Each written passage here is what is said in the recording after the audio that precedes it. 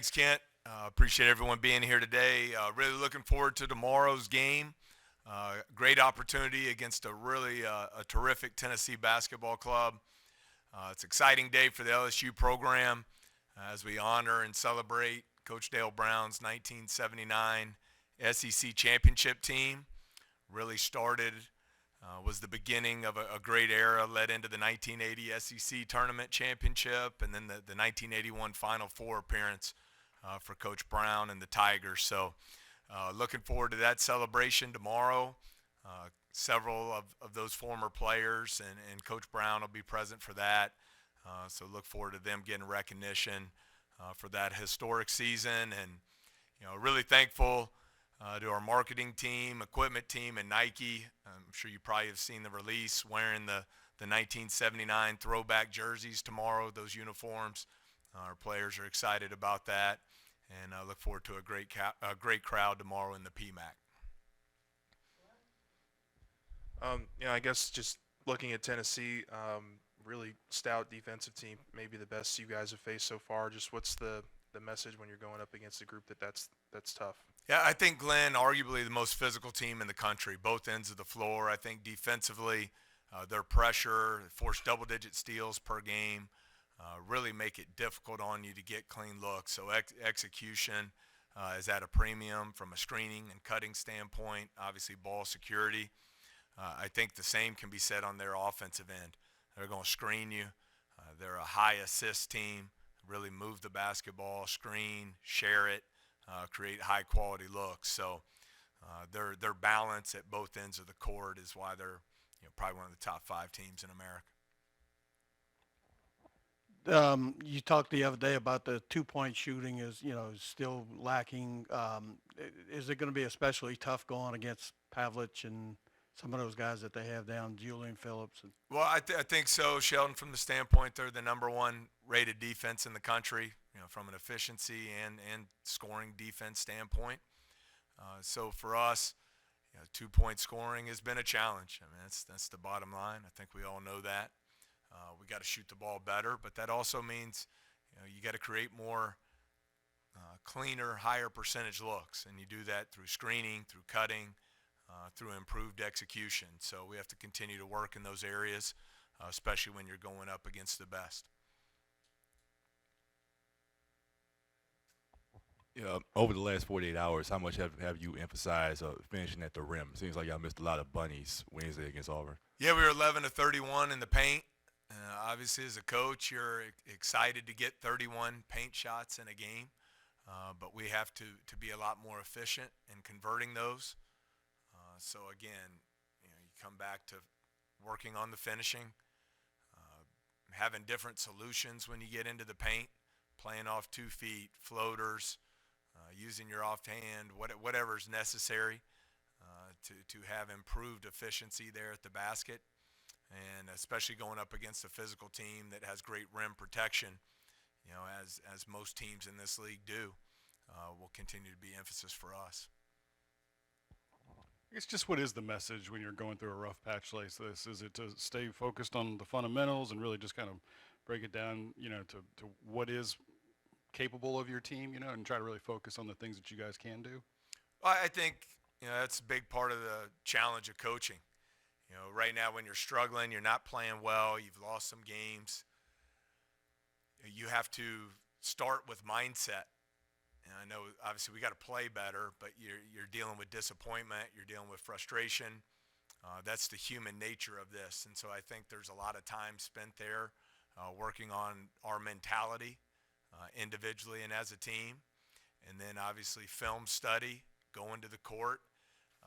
Big picture, we have to stay the course. We know the situation we're in coming in here this spring. In the short term is we got to get better. And so we have guys that have responded well. They're working hard this week. We've had good practices. I like our mentality. We just have to stay together as a team and find solutions to get better and improve. How much are you stressing just aggression from your guards offensively in terms of getting to the rim and allowing for kick out opportunities, that kind of thing. It just seems like something that maybe you guys haven't tapped into as much as you probably would like to this year.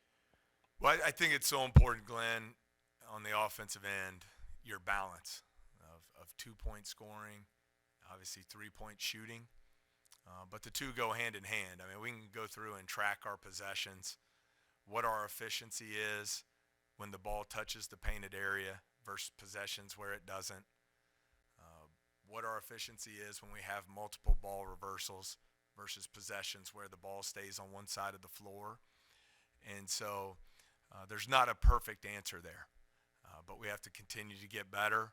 I think some of it is, as we mentioned, we got 31 paint shots the other night. That's a lot. Some of them were not the best of quality. So now you start getting into, we're there, now our decision making once we get in the painted area. Our spacing on the perimeter, getting to the vision of the passer. Screening to try and create more time and space to make those decisions. And you can go on down the line, but really trying to simplify and find ways to be more efficient in scoring the basketball. Cool. Anyone getting the red light as far as taking those shots, or even if it's just later in a clock? That is that conversation happening now? As far as which shots? From the 3-point line? Again, you could argue we've been more efficient shooting threes as a whole than we have from two as far as our return on investment. Now, how do we get some cleaner looks? You can't go 4 for 20 from three as we did the other night. But when you look at some of our more efficient offensive performances, we have shot the ball well from behind the arc. I think it just comes down to execution. Now part of it, Mike, too, is you have teams in this league who have elite rim protection with shot blocking and length and athleticism. So their defenses are designed to run you off that 3-point line and funnel you in to where they do have the elite 2-point defense. And so we can't take the bait. We got to make sure we're trying to create as high a quality of looks as we can.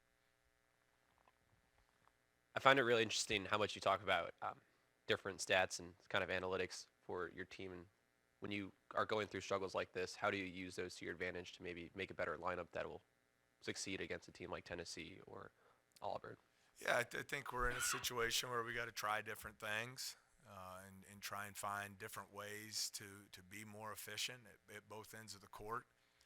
We talked earlier this week, sometimes when you're really struggling to score, how can you create some easier baskets? I thought you saw that in the first 6 minutes of the second half against Auburn. We were able to force some turnovers, force some tougher shots that led to long rebounds and got us out in transition and got some easier baskets there.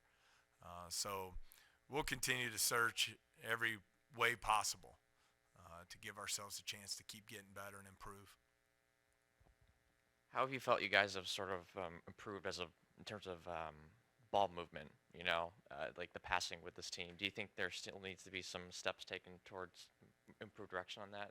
How much do you think that can sort of help you guys moving forward?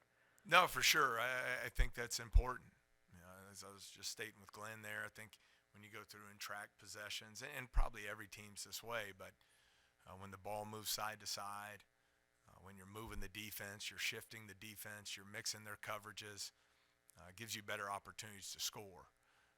When the ball sticks on one side of the floor, defenses are able to load up and so forth. So we have to continue to improve there. But again, some of it is the design of opponent defenses, where they're going to try and force you to make plays one-on-one off the dribble. And so that's another area we have to continue to improve, not only scoring for ourselves, but creating for others. And spacing becomes a big part of that as well. That 6-minute stretch to start the second half the other night, how much did you glean from that what y'all did? I mean, it was probably the best little stretch y'all have had since Kentucky game. Yeah, we're kind of back in the same boat. We talked about this some in the non-conference, Sheldon, where we would have stretches where we would play well, and then we'd have a lull. And so now it's, can we play with that level of consistency and sustain it for longer periods of time against some of the best teams in the country? And that's where we have to get better. But I thought there were a lot of good things to take away from that segment.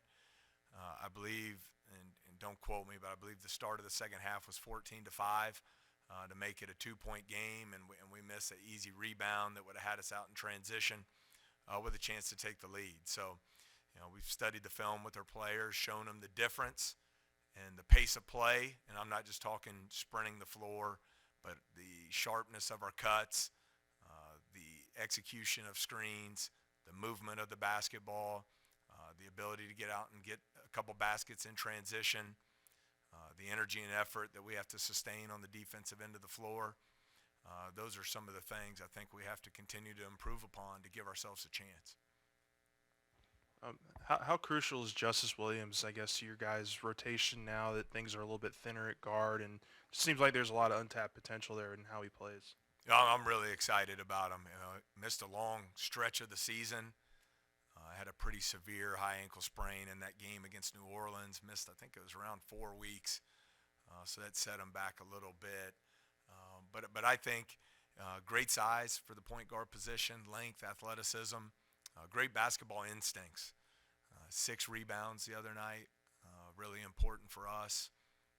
He's a guy who's has good vision on the offensive end, very willing and unselfish passer. I think his 3-point shooting numbers are skewed. You go through a season, you're 0 for 1, you're 1 for 3, you're 0 for 1, and pretty soon you're a 20% shooter off limited opportunities.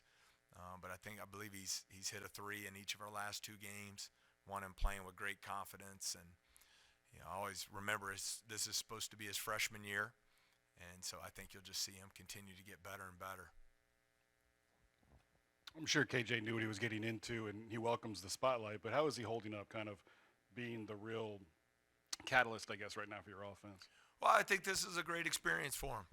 He had a great 4-year career during his time at Murray State.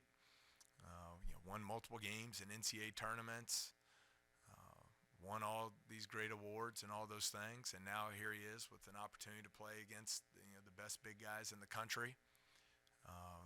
And I think it's been great for him and his continued development, not only as a player but as a leader and as a man. So I think he's handling it well. I think there's plenty of room for growth for him to keep getting better and better. But I think this is really a great opportunity for him as you look at the next 6 weeks coming up here.